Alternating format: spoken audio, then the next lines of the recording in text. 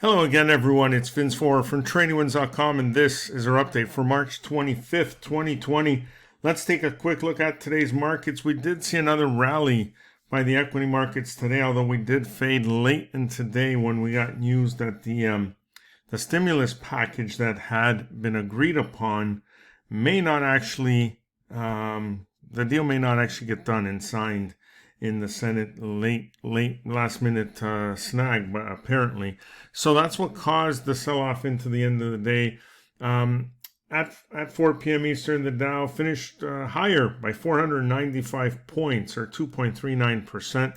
The S&P 500 was higher by 28 points, or a little over 1%, while the NASDAQ actually pulled far back enough to finish in negative territory, losing 33 points, or about 0.5%, and the Russell 2000 managed to gain 13 points, or a little over 1%. The bond market was down sharply today.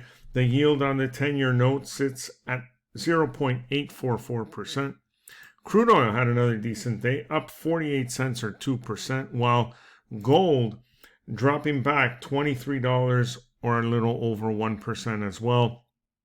The US dollar continuing to slowly pull back. One thing we don't hear a lot these days is earnings, and we did get one after market close. Micron Technologies, MU, reported earnings. They actually beat, and during the regular session they were lower by 77 cents as they traded their way back to this area of overhead resistance before pulling back. And now after market hours, though, the stock is trading higher by $3.28, or about 7.75%. So